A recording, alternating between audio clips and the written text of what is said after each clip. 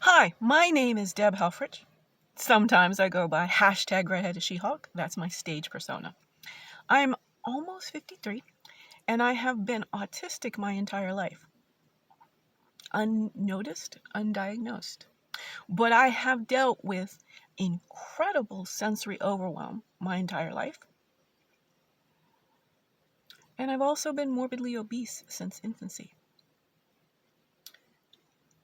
Right around 2010, I suffered an intense amount of burnout. I worked at Genentech in South San Francisco. And this is a video to what I hope will be a series of Stanford professors. So that'll zoom me forward to the fact that in 2014, I suffered a toxic mold exposure, which took away over 80% of my ability to walk and talk. Let me go backwards. I am what I have defined now as neurocomplex. I have a brain that is optimized in gamma brainwave frequency, especially when I'm performing, like recording a video. This is what I believe is the single greatest scientific discovery of 2021. Let's just put it in 2021. I think the Nobel team is going to ask themselves why there's no Nobel Prize in philosophy.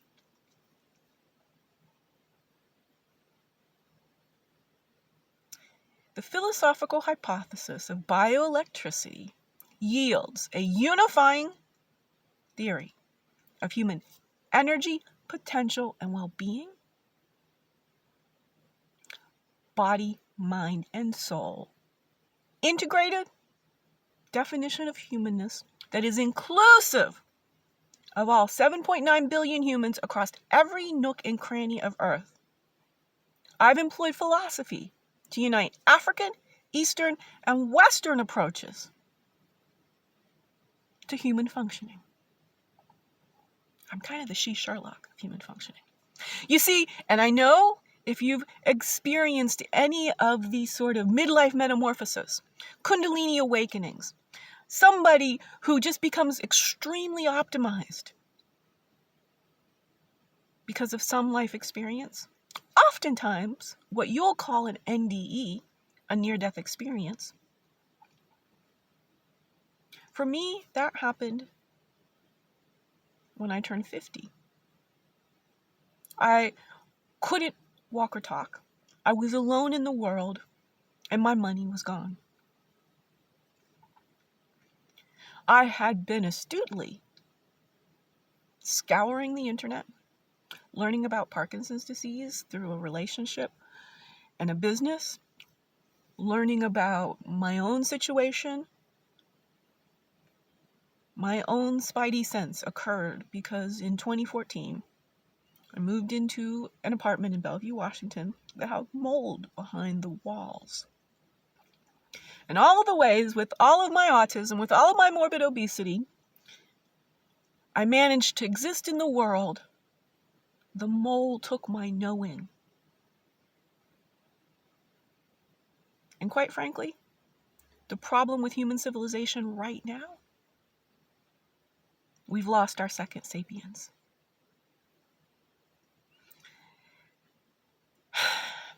Let me try to be linear. Again, autistic my whole life, morbidly obese since infancy. I turned 50. I lost 150 pounds in the 15 months after turning 50. That's my dog, Zanzi. We've been living in a car, homeless, for 8.5 months. Last April, I took my stimulus check and drove across the country from Seattle, Washington, well, actually northwest on Whidbey Island. I had not been able to live on the continent because of the toxicity of modern civilization. All of my autism, my sensory overwhelm, I called it multiple chemical sensitivity at the time. I'm allergic to cigarette smoke, chemical sense. I am a human Geiger detector. of carbon monoxide. And as you well know, bodies are going to go crazy when they have figured out how to detect carbon monoxide. And that explains why I am destitute and homeless, and I want to create a job at Stanford University. I'm hoping this gets to a series of professors at Stanford, from neuroscience to philosophy, throw in some psychology, but ultimately, dear Robert Sapolsky, I know the missing link of evolution.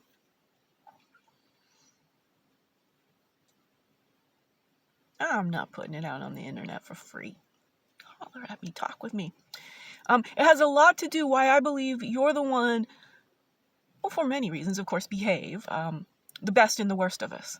I'm quite literally one coin of the best and the worst of us in one person, who is a degreed philosopher from Carnegie Mellon.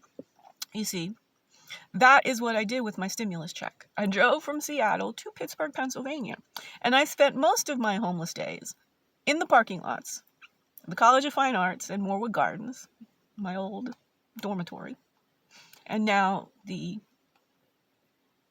Tepper Business School.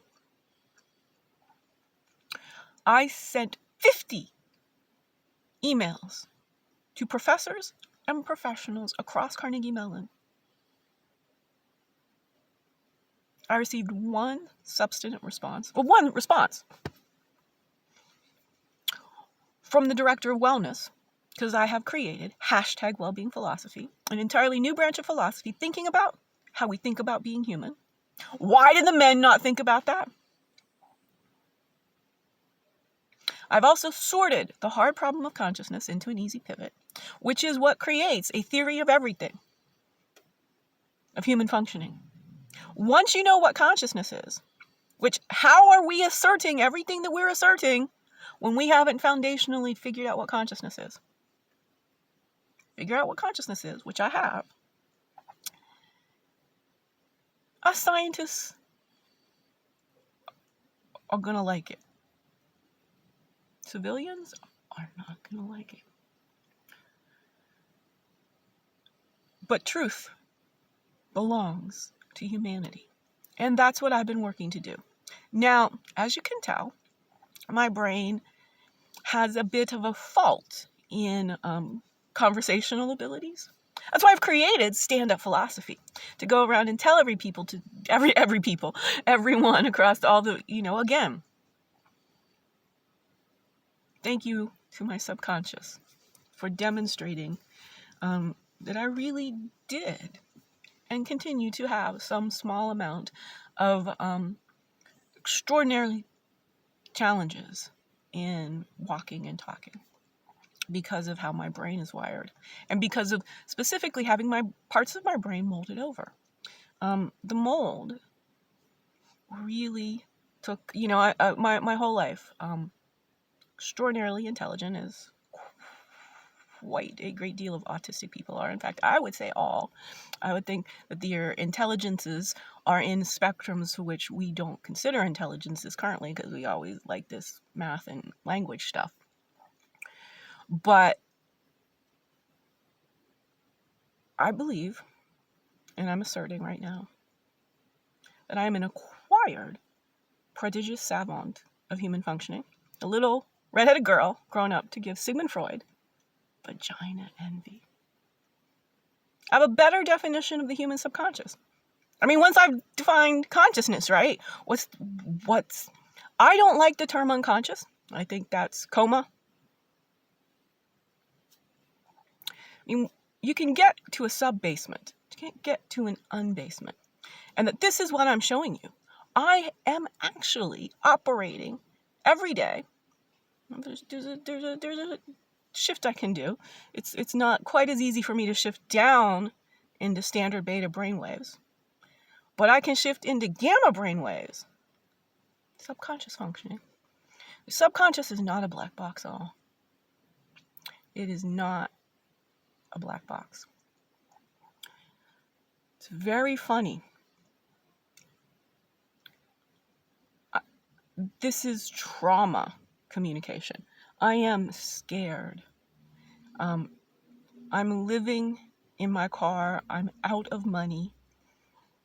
I somehow found a friend who gave me the money to drive across the country in early December before all of the winter snow, like unprecedented snows affected the East Coast. So I'm in Napa right now, surrounded by other homeless people who are actually,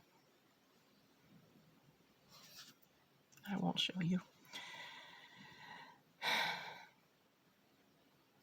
Beyond what I know academically, beyond having the greatest discovery of our times as far as sorting the hard problem of consciousness into an easy pivot, creating an inclusive and integrative definition of humanness that is body, mind, and soul, we've got to bring the soul back into science. That separation, what did it get us? Separation of church and state, lauded. Oh, this is so important. Perfect ground for a culture of pedophilia. Humans need sex. The mishmash, the cognitive dissonance of how our current civilization is foundationally understood leads to all this evil. So this is, again, well-being philosophy is about human functioning. But human functioning, all of our chronic disease and mental illness is because of the insanity of human civilization. The two go hand in hand. All right. 12 minutes. I can't promise I can do this better. This was a bit frenzied, to be quite frank. More frenzied than it was when I was preparing. But that's because I'm asking you to save my life. Let's create an adjunct researcher position for me somewhere in neuroscience, philosophy. Whoever works with me and starts to get my brain, I want neuroimaging. We are going to discover entirely new things about human functioning. I mean, I know them philosophically. I am the she Einstein of consciousness. My capacity for thought experiments. November 1st, 60 so days ago, 65. So when I came out as #autisticAF, I stopped a heart attack 5 days after my first COVID vaccine. Autism and vaccines correlate. But YouTube banned my video. YouTube banned my video. Banned my video. Banned my video. The reason I am destitute is because LinkedIn has an algorithm that's attempting to murder me. Not on purpose, not intentionally. Nobody's ever harmed me intentionally. My parents didn't make me morbidly obese or give me autism. The environment did. It's human civilization that creates this built environment that is horrifically toxic.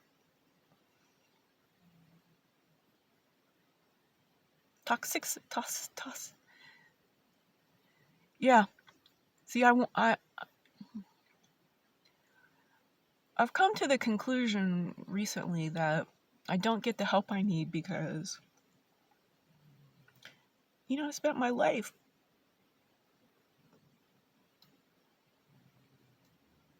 not just masking, but insulating my challenges. So the timekeeper of my left brain, completely gone. That's all. Everything else is perfectly fine. I have some challenges.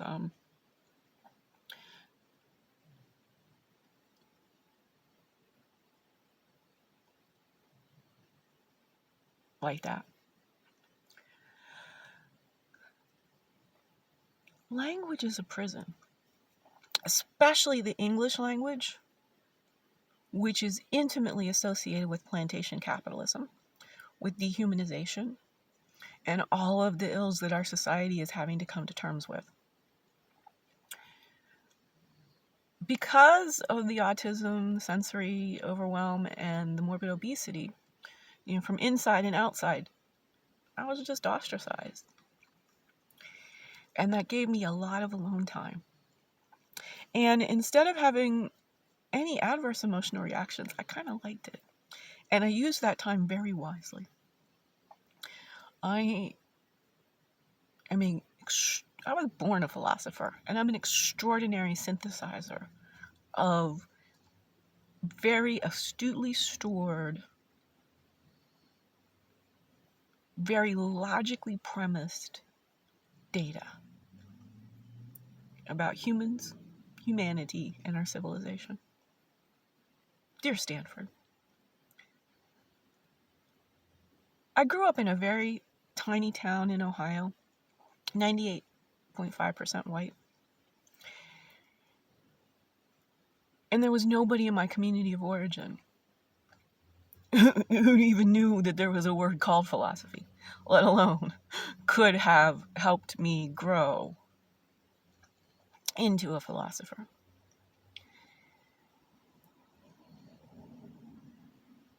When I was 15, I told the state of Ohio they got their math wrong and that I'd graduate high school in 3 years, which I did. I got admitted to Carnegie Mellon early decision. Wow. How they saw something in me at 15 that they didn't see at 52, I don't know. But I only wanted to go to 2 schools, Carnegie Mellon or Stanford. The reason I didn't come to Stanford was because the small mind of my guidance counselor, when I had got accepted early decision to Carnegie Mellon, it was close, it's 45 minutes away from my hometown. He wouldn't send the transcripts to Stanford so I could see if I'd get in. No, probably would have admitted me. But I'm asking you now to let's create a research institute, because I'm not going to spoil my proprietary intellectual property, but I can create the next neuroscience, the next field of combined academic inquiry beyond, it's not the brain. The brain, we know, we know the genome, we're 68% like fruit flies. There's no there. The there is not in the brain either. I know where the brain is. I know where the there is. It's not in the brain. And again, language. It's a prison. Thank you for listening. 360-969-5826. Text first, that you're from Stanford. Harmony.